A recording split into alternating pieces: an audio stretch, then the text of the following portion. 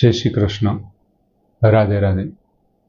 मित्रों, 19 श्लोकમાં અર્જુને ભગવાનના ઉગ્ર સ્વરૂપનું વર્ણન કર્યું અને અર્જુને વાત કરી કે આપ આદિ મધ્ય અને અંત વિનાના છો, અનંત બાહુ છો, અનંત શૌર્ય રૂપ છો અને એમની સાથે સાથે શશી સૂર્ય નેત્રમ, આપ શશી અને સૂર્યરૂપી નેત્રવાળા છો।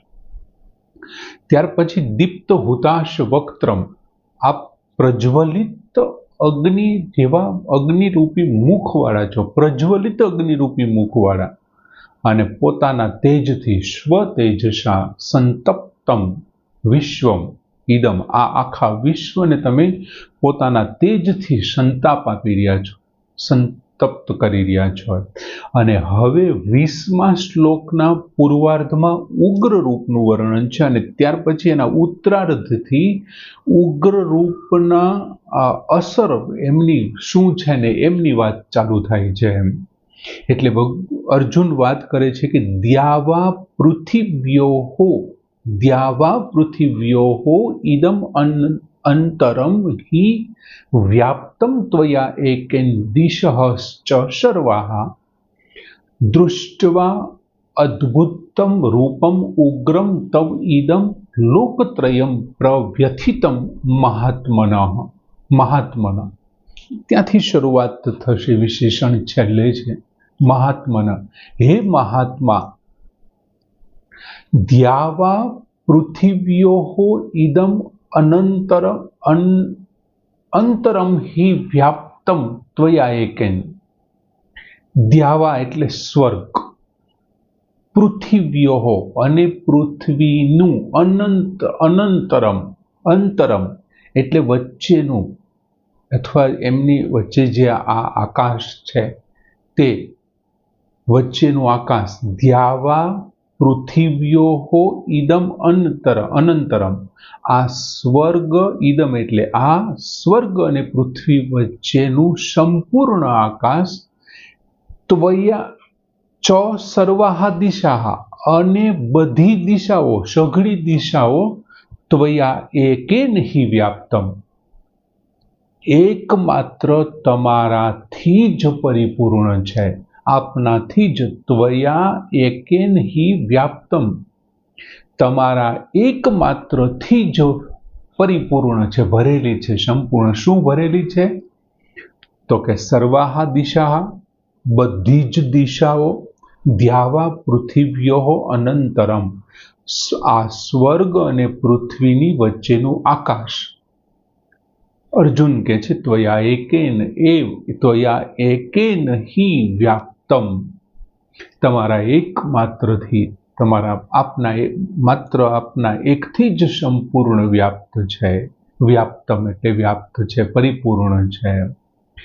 દૃષ્ટવા અદ્ભુતમ રૂપમ ઉગ્રમ તવ ઇદમ, ઇદમ એટલે આ, તવ એટલે તમારા, આપના આ અદ્ભુતમ ઉગ્રમ રૂપમ દૃષ્ટવા, અદ્ભુત ઉગ્ર રૂપને જોઈને, અદ્ભુતમ ઉગ્રમ રૂપમ દૃષ્ટવા, અદ્ભુત ઉગ્ર રૂપને જોઈને, લોકત્રયમ, ત્રણેય લોક, પ્રવ્યથિતમ વ્યથિત થઈ રહ્યા છે। અર્જુને અસર બતાવી, ઉગ્ર રૂપને જોવાથી શું થાય છે? તો કે લોકત્રયમ પ્રવ્યથિતમ, આ લોક છે, ત્રણેય લોક છે ને એ વ્યથિત થઈ રહ્યા છે।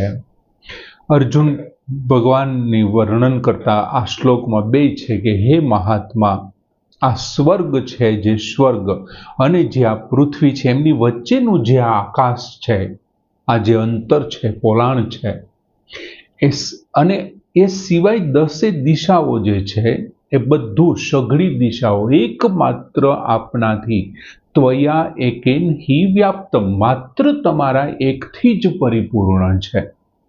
બીજું શું કે છે? તવ ઇદમ અદ્ભુતમ ઉગ્રમ રૂપમ દૃષ્ટવા, તમારું આ અદ્ભુત અને ઉગ્ર રૂપ જોઈને, લોકત્રયમ, ત્રણેય લોકો, પ્રવ્યથિતમ એટલે વ્યથિત થઈ રહ્યા છે, દુઃખી થઈ રહ્યા છે।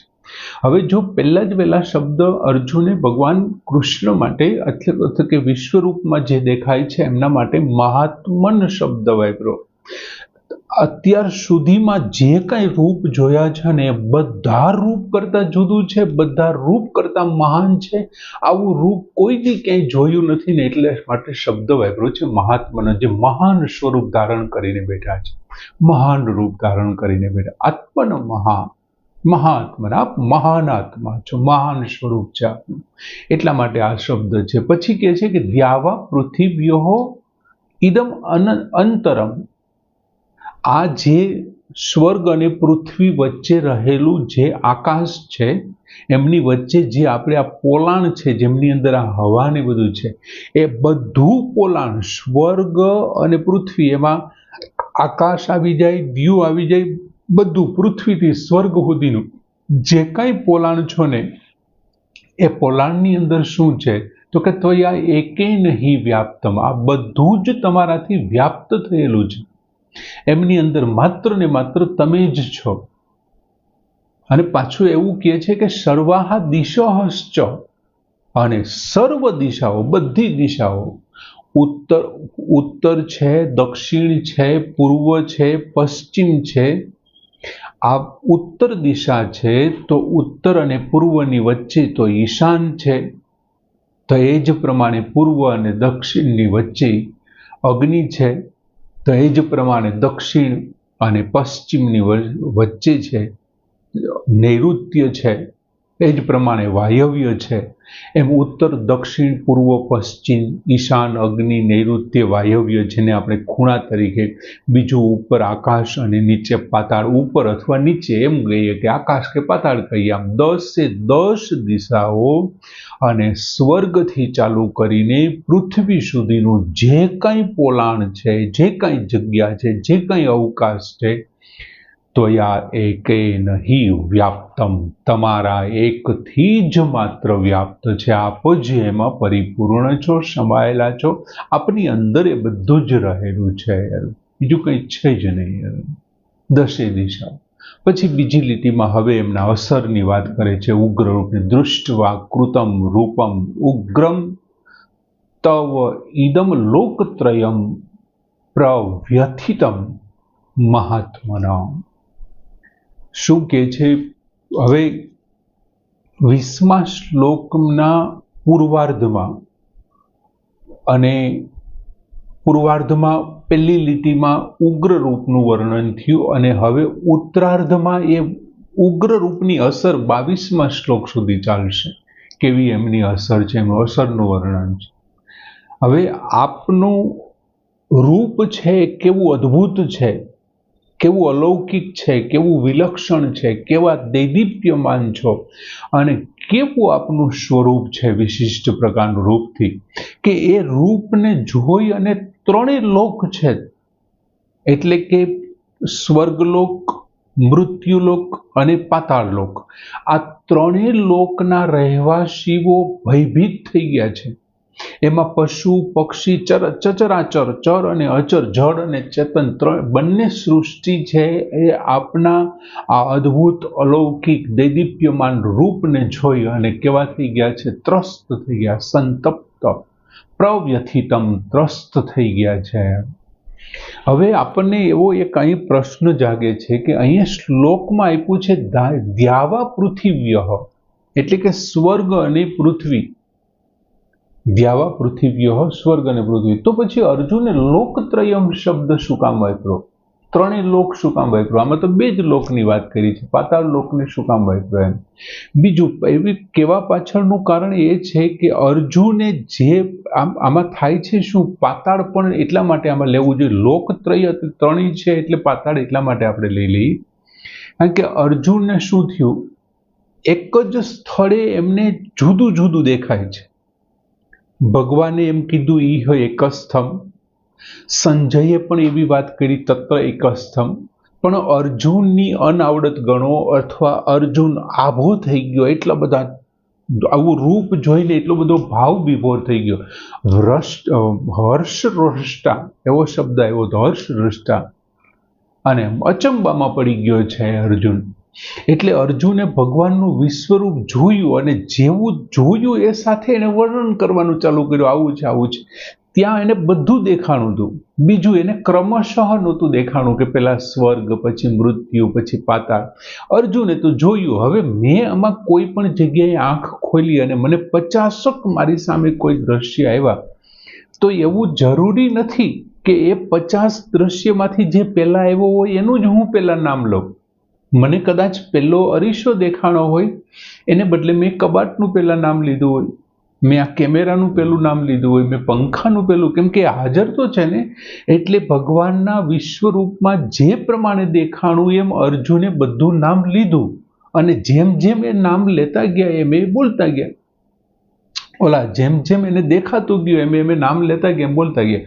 હવે પછી કબાટ છે, આપણે પૂર્વ શ્લોકમાં વાત કરી, કેમેરો છે, પંખો છે, એસી છે, કબાટ છે, ઘડિયાળ છે, આ બધી વસ્તુઓ છે.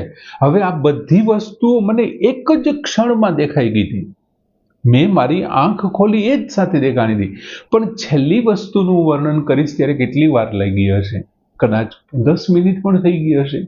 તો અર્જુનને પણ આવી પરિસ્થિતિમાં અર્જુનને વિવિધ પ્રકારના અનેક બાહુ, દેવો છે, દેવતાઓ છે, દિવ્ય શાપ છે, બધું જ એમને દેખાય છે. એટલે સ્વાભાવિક છે કે અલગ અલગ એમને બધો લોક દેખાણા હોય અને એ ક્રમમાં ન પણ દેખાણા હોય. એટલે પાછળથી લોકત્રયમ શબ્દ અર્જુને કીધું. અને અમુક વસ્તુ દેખાણી છે એ પણ ન પણ બોલ્યા હોય. દાખલા તરીકે મને એક વાયરનો ટુકડો દેખાણો હતો, પણ મને એમ થયું એ શું બોલવું હોય, એટલે કદાચ ત્યાં ન બોલાવવાના. એ લોકત્રયમ હાજર છે એ બધી વસ્તુ, એવો શબ્દ આપણે ઘણી વખત કહેતા હોઈએ છીએ. ઘણી વખત વક્તા બોલવા ઊભા થાય ત્યારે સ્ટેજ ઉપર બધા દેખાતા હોય, પણ બધાના નામ તાત્કાલિક યાદ ન આવે, એટલે મંચસ્થ મહાનુભાવો એવો શબ્દ બોલી જાય. એમ અહીંયા ત્રણેય લોકનું નામ યાદ ન આવ્યું અર્જુને, કે ભાઈ આ પાતાળ છે, એમ યાદ ન આવ્યું, એટલે કદાચ છેલ્લે લોકત્રયમ શબ્દ કહી દીધું હોય. એમાં શંકાને કોઈ ટકી શકે એવું નથી. બીજું, હવે અર્જુને એવું કીધું કે લોકત્રય પ્રવ્યથિતમ, ત્રણેય લોક વ્યથિત થયેલું છે, વ્યથિત થઈ રહ્યા છે. હવે અહીંયા મોટો પ્રશ્ન આપણને એ ઉપજે કે ભાઈ સંજય ભગવાનને જોઈ રહ્યા છે, એમની પાછળનું કારણ ભગવાન વેદવ્યાસજીએ સંજયને દિવ્ય દ્રષ્ટિ આપી છે. અર્જુન જોઈ રહ્યા છે, એમની પાછળનું કારણ શું છે? તો કે અર્જુનને પણ ભગવાને દિવ્ય દ્રષ્ટિ આપી છે, એટલા માટે જોઈ શકે છે. તો પછી આ ત્રણેય લોક કેવી રીતે ભગવાનને જોઈને વ્યથિત થયા? એની પાસે તો દિવ્ય દ્રષ્ટિ છે નહીં. ત્રણેય લોકના માણસો પાસે તો દિવ્ય દ્રષ્ટિ નથી. તો આ સમજાય છે, ત્રણેય લોકના માણસો ભગવાનના રૂપને અંતર્ગત એમની પાસે તો કંઈ છે નહીં, તો એ કેવી રીતે થાય? એમની પાસે તો દિવ્ય દ્રષ્ટિ નથી, તે કેવી રીતે જોઈ શકે? હવે પ્રશ્ન એ છે કે એમની પાસે દિવ્ય દ્રષ્ટિ નથી, પણ એ ખરેખર ત્રસ્ત છે એ કોણ કહી રહ્યું છે? અર્જુન કહી રહ્યા છે. એને ત્રસ્ત થતા અર્જુન કઈ જગ્યાએ જોવે છે? આપણે ખોટો પ્રશ્ન ઉપાડીએ છીએ. પ્રશ્ન આપણે એવો બને જ નહીં આનાથી, પણ છતાં લોકો આવા પ્રશ્ન મૂકે છે. અર્જુન ભગવાનના શરીરના એકસ્થ કોઈ પણ એક સ્થળે નોખા નોખા રૂપ જોવે છે. એમાંનું એક આ ઉગ્ર રૂપ જોવે છે, અને એ ઉગ્ર ને અદ્ભુત રૂપ જોઈ અને ત્રણેય લોક ત્રસ્ત થઈ રહ્યા છે એવું અર્જુન જોઈ રહ્યો છે.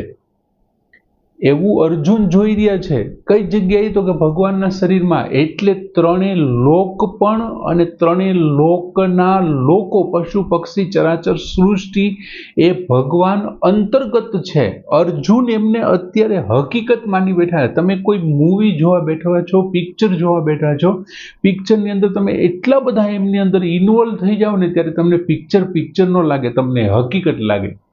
એ પિક્ચરની અંદર તમારા મનપસંદ પાત્ર ઉપર દુઃખ થશે તો તમે ખુરશીઓને એને નુકસાન કરી નાખશો. તમને ખબર જ છે કે સામે ચલચિત્ર છે, એમ છતાં પેલું મેટા આવે છે યાર. અમદાવાદ આપણે સાયન્સ સિટીમાં જઈએ ત્યારે આપણને અમુક ગેમની અંદર બેસાડીને ત્યારે પહેલાં આપણને અમુક ખાસ પ્રકારના એક સાધન પહેરાવી દે આંખો ઉપર, અને પછી એ ચાલુ કરે. એમાં પર્વત ચડતા હોય ને તો આપણે પર્વત ચડતા હોઈએ, ખાઈમાં પડતા હોય, રાડા રાડી કરતા હોય, બધા રાડા નાખતી હોય છે, રાડો નાખતા હોય છે. શું કામ? એ એમને એ જ રીતે જોવે છે. એમ અહીંયા અર્જુન પણ ભગવાનની અંદર એ ત્રણેય લોકને ભગવાનના આવા વિશિષ્ટ જે રૂપ છે, ઉગ્ર સ્વરૂપ, દાખલા તરીકે નૃસિંહનો અવતાર ભગવાનનો, એકદમ ક્રોધે ભરાયેલા સિંહનું સ્વરૂપ જોઈ અને ત્રસ્ત થઈ જતા હશે. અતિશય આંધીવાળું સ્વરૂપ પ્રકૃતિનું જોઈને, અતિવૃષ્ટિવાળું સ્વરૂપ, અતિવૃષ્ટિ થતી હોય, ભૂકંપવાળું સ્વરૂપ, આમનાથી બધા ત્રાહિમામ પોકારતા હશે. એ બધી વસ્તુ અર્જુન જોઈ રહ્યા છે. કોઈ પિક્ચરની અંદર કોઈ એવા અતિશય ખરાબ પાત્ર હોય અને જેમ પ્રજા થર ધ્રુજતી હોય, એમ આપણે બેઠા બેઠા ખુરશી ઉપર બેઠા બેઠા એ વિલનને પણ જોતા હોઈએ અને ધ્રુજતી પ્રજાને એમ આપણે જોતા હોઈએ. એમ અર્જુન એ ભગવાનની અંદર પેલી પ્રજાને ધ્રુજતી જુએ છે અને ત્યાં વિલન તરીકે જોવે છે. અને અર્જુન વાત કરે છે કે આ ત્રણેય લોક ત્રસ્ત છે. સમજાય છે? એના જેવું થાય છે. અર્જુન તો ત્યાં જ છે, રથ ઉપર જ બેઠો છે, કદાચ નીચે ઉતરા હશે હાલો, પણ આ પિક્ચરમાં કેમ આમ પ્રજા થરથર ધ્રુજતી હોય ને આપણે એમ કહીએ ઓહો આ તો ભયંકર રૂપ છે, આને મારી નાખે તો સારું આમ. પણ આ બંને રૂપ કોના છે? ભગવાન અંતર્ગત છે, ભગવાનની અંદર છે. ભગવાનના રૂપની અંદર ભયાનક રૂપથી કરેલા છે, ભયાનક રૂપ છે ભગવાનનું. એ કોઈ ફિલ્મ ને કે મેટાને આપણે જે આ ટેકનોલોજીની વાત કરી, બધું એક સરખું છે. બીજું અહીં એક બહુ સરસ શબ્દ વપરાણો છે, ત્વયા એકેન દિશશ્ચ સર્વા, ત્વયા એકેન હિ વ્યાપ્તમ. તમારા એકમાત્રથી આ બધું જ વ્યાપ્ત છે. એમનો તાત્પર્ય એ છે કે આપ અસંખ્ય રૂપે આપ એક જ છો. વાસુદેવ સર્વમ. અંતે છેલ્લે 7મા અધ્યાયના 19મા શ્લોકમાં જે કીધું વાસુદેવ સર્વમ, બધું જ વાસુદેવ છે. આપ દરેક અલગ અલગ રૂપમાં છો, અસંખ્ય રૂપે વ્યાપ્ત છો, પણ છેલ્લે તો આપ એક જ. બહુ સરસ મજાનો આ શ્લોક કે દ્યાવા પૃથિવ્યો ઇદમ અંતરમ હિ વ્યાપ્તમ ત્વયા એકેન દિશઃ ચ સર્વા, દૃષ્ટવા અદ્ભુતમ રૂપમ ઉગ્રમ તવ ઇદમ લોકત્રયમ પ્રવ્યથિતમ. મહાત્મને પૂર્ણ કરીએ. જય શ્રી કૃષ્ણ.